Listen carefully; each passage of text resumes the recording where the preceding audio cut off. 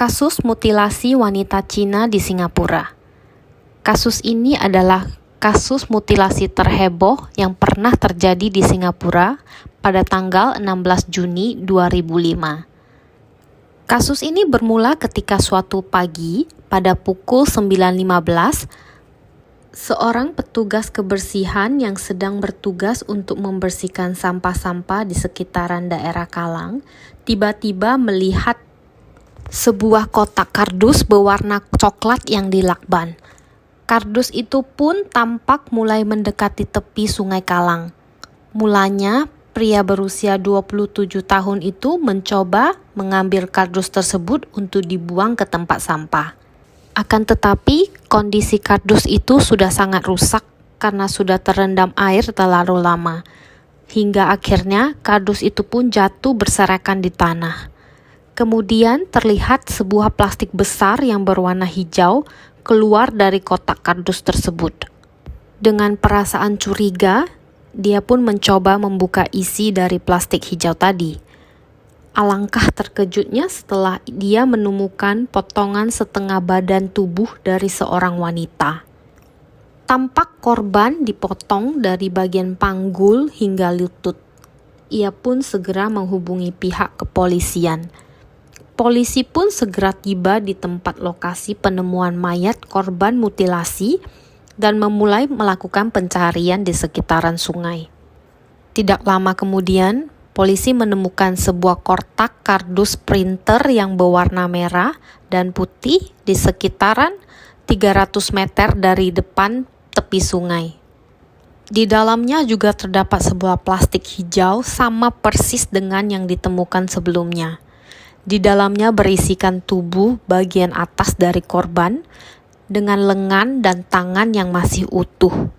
Pencarian pun kembali terus dilakukan untuk menyisir tempat kejadian perkara.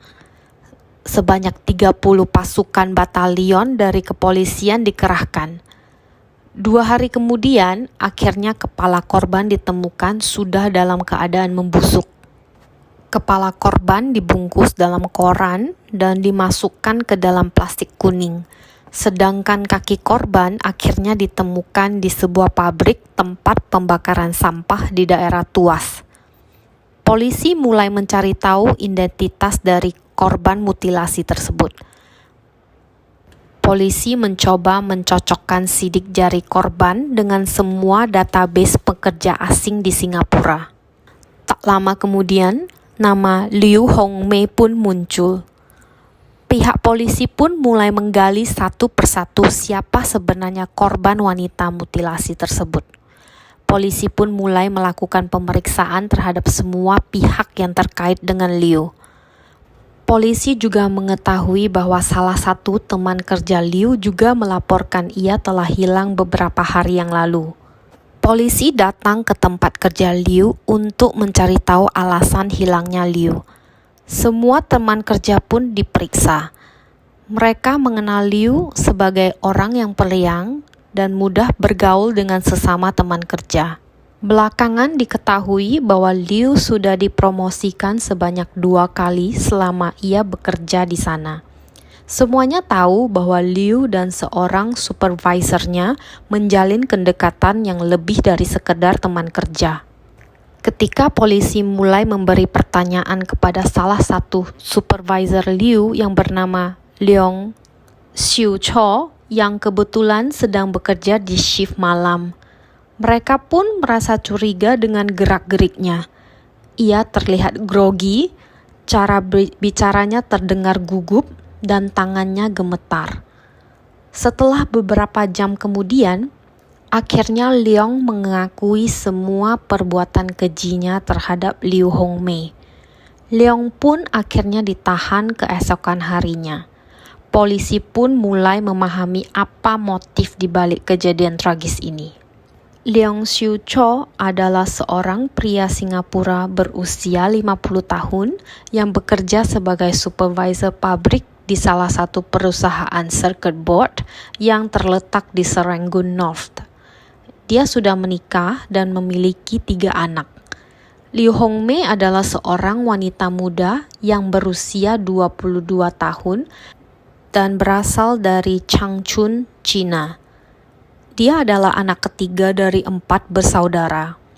Ia datang ke Singapura untuk bekerja di tahun 2003. Dia bekerja sebagai operator produksi di bawah pengawasan dari Leong Siu Cho sebagai supervisor di perusahaan itu.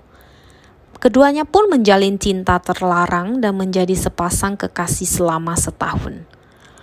Pada tanggal 13 Juni 2005, keduanya pergi ke salah satu hotel di Gelang untuk berhubungan intim. Ketika Liu sedang mandi, Leong mencuri kartu ATM dari tas Liu. Ia pun mengambil uang sebanyak $2.000 Singapura dari ATM pribadi Liu dan membeli beberapa barang. Liu pun merasa bingung ketika tahu kartu ATM-nya hilang. Malam harinya, Liu memberitahukan hal ini kepada Leong. Ia pun menyarankan Liu untuk melihat rekaman CCTV supaya ia mengenali siapa yang telah mencuri kartu ATM miliknya. Pada tanggal 15 Juni, Leong pun membawa Liu ke apartemen miliknya di Gelang Lorong 3. Awalnya Leong menyangkal tuduhan pembunuhan yang dituduhkan terhadapnya. Ia mengatakan bahwa pada saat Liu datang ke rumahnya, dan ia pun sempat mengajaknya untuk pindah bersamanya ke China, sembari membuka lembaran baru. Leong pun menolaknya dengan mengatakan bahwa ia masih mencintai istri dan anak-anaknya. Mendengar hal itu, Liu merasa putus asa dan menyarankan agar mereka mati bersama. Untuk memperlihatkan kesungguhannya, Liu pun mengizinkan Leong untuk mencekiknya terlebih dahulu, lalu diikuti oleh Leong sendiri. Leong menyetujuinya, apalagi ia merasa tidak ada harapan lagi untuk masa depan dari hubungan yang telah mereka jalani selama ini. Dengan memakai handuk, Leong pun mencekiknya hingga Liu tewas. Mulanya, Leong pun ingin mengakhiri hidupnya, tapi setelah melihat wajah Liu yang kebiru-biruan setelah meninggal, ia pun akhirnya berubah pikiran.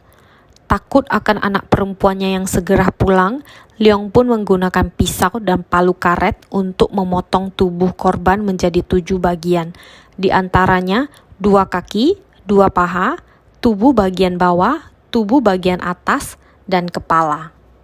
Polisi menemukan banyak bukti untuk menjerat Leong dalam kasus ini. Polisi menemukan bercak darah di dalam kamar mandi rumah Leong yang cocok dengan DNA Liu. Alat bukti berupa pisau daging yang digunakan untuk memotong korban, lakban, potongan koran yang cocok dengan yang ditemukan dengan korban, serta plastik yang digunakan untuk membungkus mayat korban. Leong dinyatakan bersalah atas kasus pembunuhan Liu Hongmei dan dijatuhi hukuman mati oleh Pengadilan Tinggi Singapura. Leong pun mencoba mengajukan permintaan grasi kepada Presiden Singapura, tetapi ditolak dan akhirnya ia pun dieksekusi mati pada bulan November 2007. Terima kasih sudah mendengarkan kisah kasus hari ini. Simak lanjutan kisah-kisah berikutnya di video yang lain ya.